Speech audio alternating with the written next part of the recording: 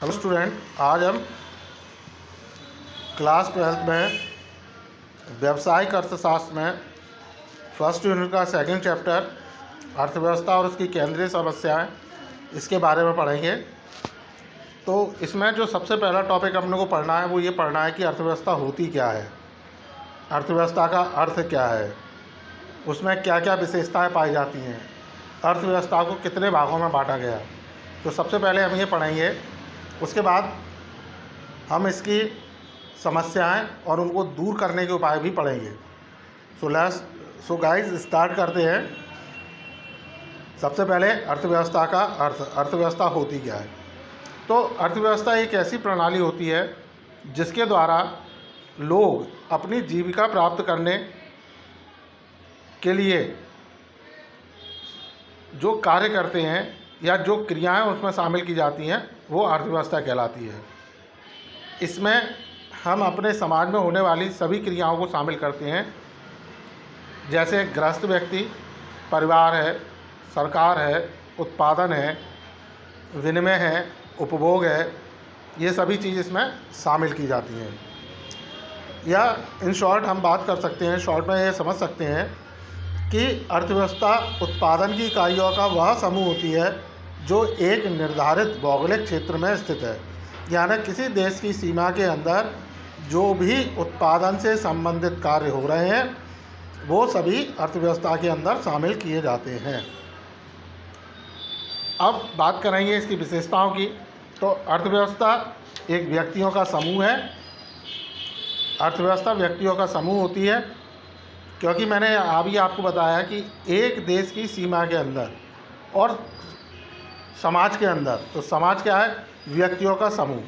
तो अर्थव्यवस्था भी व्यक्तियों के समूह से संबंधित होती है। या हमको इसको दूसरे शब्दों में समझ सकते हैं कि एक अर्थव्यवस्था का संबंध व्यक्तियों से होता है तथा मानव समुदाय ही इसका आधार होता है। अर्थव्यवस्था व्यक्तियों के उस समूह पर लागू होती है जो एक निश्चित भूभाग में निवास करता है। जैसा मैंने अभी आपको बताया था, एक देश की भौगोलिक सीमा के अंदर, अब भौगोलिक देश की सीमा के अंदर समाज भी है और समाज व्यक्तियों से मिलकर बना है।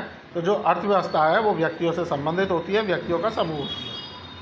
उसके बाद अगला टॉपिक है संसाधनों की सीमितता। तो आप सब लोग ये जानते हैं कि किसी भी अर्थव्यवस्था में या किसी भी देश के अंदर संसाधन जो होते हैं वो सीमित मात्रा में होते हैं और उन संसाधनों का हम उत्पादन में प्रयोग करते हैं। यानी अर्थव्यवस्था का स्वरूप जैसा भी हो, परंतु यह सत्य है कि उसमें उन संसाधनों को जिनसे कि वस्तु और सेवाओं का उत्पादन होता है सीमितता होती है। यानी संसाधन सीमित होते हैं।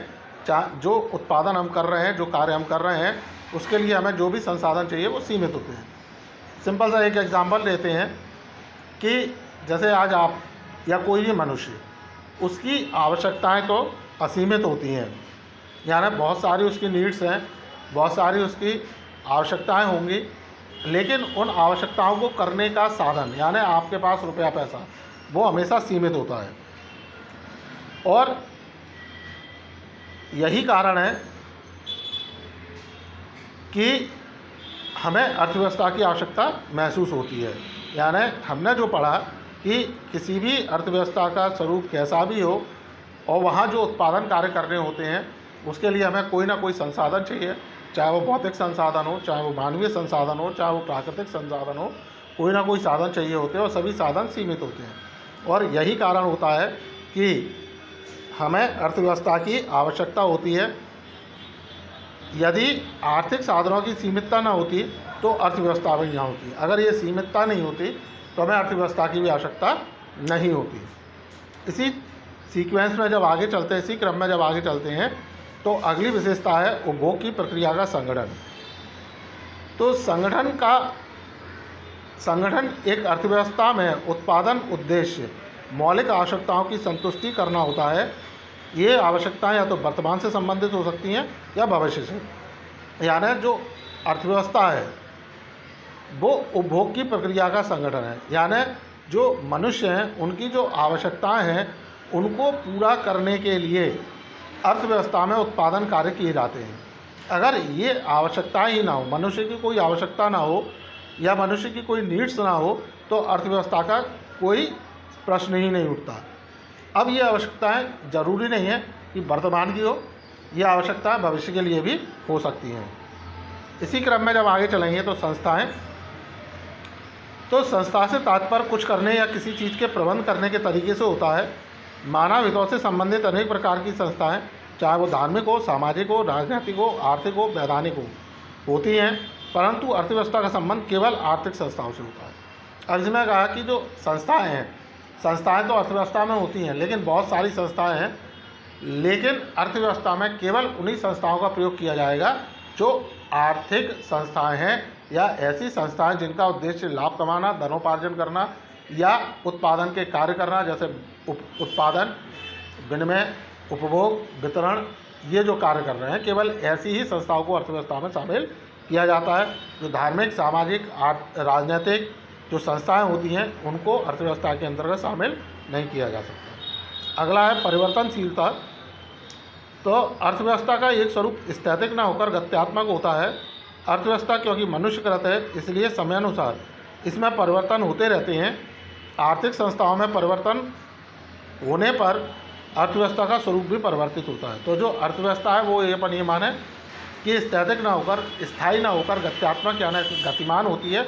इसमें गति होती है, ये बदलती रहती हैं, या अपन ये कहें कि ये परिवर्तनशील होती हैं। क्यों होती हैं? क्योंकि मनुष्य जो अर्थव्यवस्था है वो मनुष्यों से होती है, समाज से मिलकर बनी है, मनुष्यों से मिलकर बनी है।